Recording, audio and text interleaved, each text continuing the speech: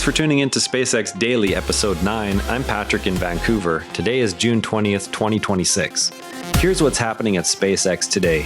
Mechazilla upgrades at Starbase move the next booster catch attempt one step closer by refining the tower arms that must absorb a returning Starship's full mass and velocity. SpaceX is actively updating the Mechazilla tower arms and catch hardware at Starbase. The work directly supports the ongoing Starship flight test campaign that last flew on June 19th. Refined arm positioning and load-bearing capacity address the central open question of reliable booster capture on every flight. Listeners should watch for static fire or fit check milestones in the coming days that confirm the new geometry. Remember, the show covered Starship on June 19th. Today's refinements move that capture goal forward by tightening the hardware variables that matter most for a repeatable return, while the tower team works the hardest capture problem in aerospace. Another vehicle is preparing to test an entirely different return architecture. SpaceX will fly a disc-shaped capsule on Tuesday to test in-space manufacturing hardware. The vehicle targets production of materials that benefit from sustained microgravity and vacuum conditions. Success would move the open question of orbital refueling and on-orbit assembly one step forward by proving a reusable return architecture. The shallow, wide profile lowers peak heat flux during re-entry while opening more internal volume for payloads than a traditional cylinder would allow on the same fairing. As Starfall explores new orbital hardware, the workhorse Falcon 9 keeps the constellation growing at a steady cadence.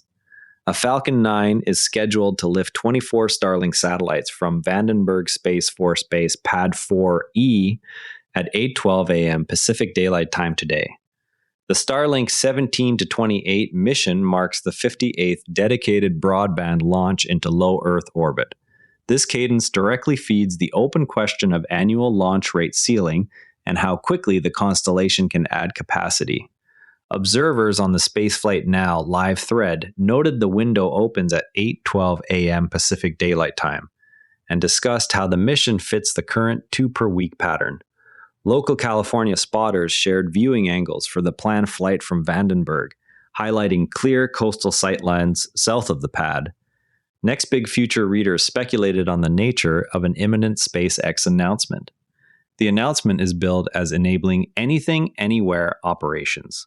The timeline for those operations is described as within 3 days.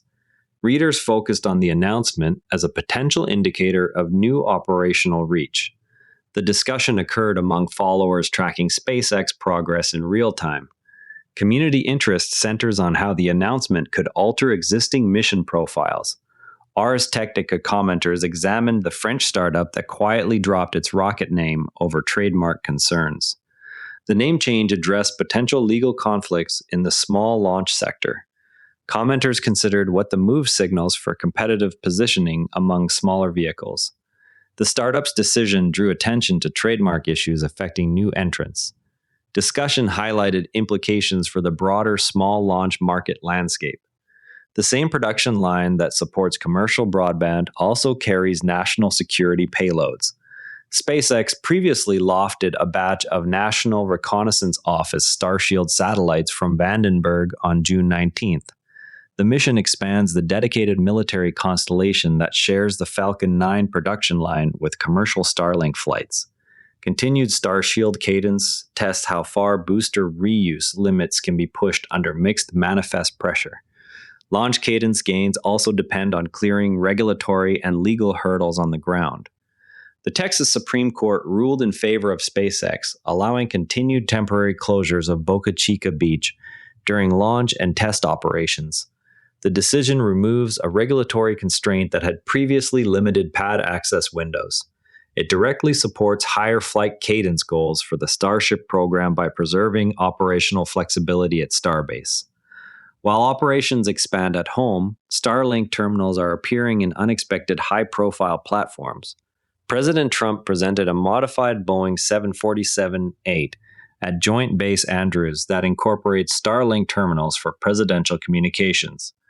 The Qatar-gifted aircraft, valued near $400 million, serves as an interim platform until the next dedicated VC-25B enters service.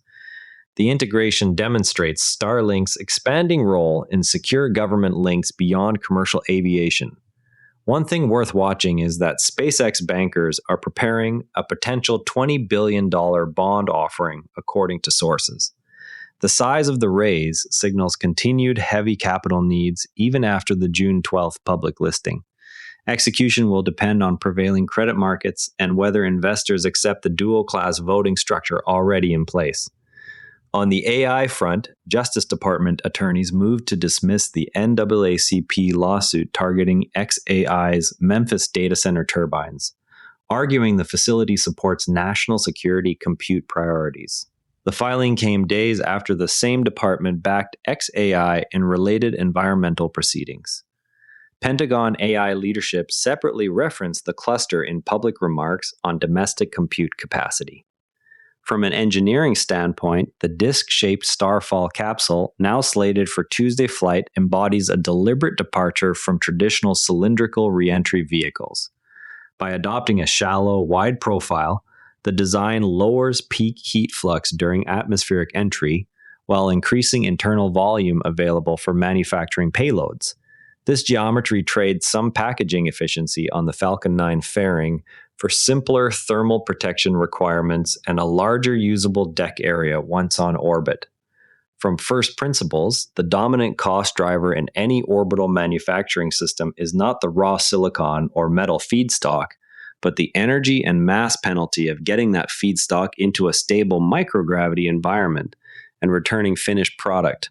The disk's blunt body shape reduces the idiot index on the thermal protection layer because fewer tiles are needed per unit of pressurized volume compared with a slender cylinder of equivalent capacity.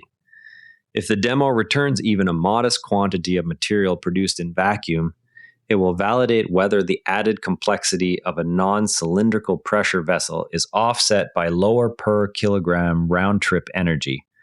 That single data point will decide whether future Starship tanker flights should prioritize disk-class return vehicles or continue refining conventional cylinder architectures for the same task. And a quick market note, SPCX is at $185. Down 5.2% from the prior close. Before we go, watch for the Starfall disk capsule flight on Tuesday that could validate a new return path for orbital manufacturing. That's the day at SpaceX. That's a wrap. SPCX is trading at $185, down 5.2%. If you're new here, subscribe, and this briefing finds you every day. I'm Patrick in Vancouver. Thanks for being here, and I'll see you tomorrow.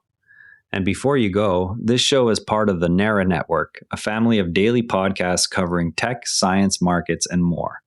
If you enjoyed today's episode, give Models and Agents a listen, your daily briefing on AI models and agents. You can explore the whole lineup at naranetwork.com. This episode used AI voice synthesis of my voice. Editorial selection and analysis are my own.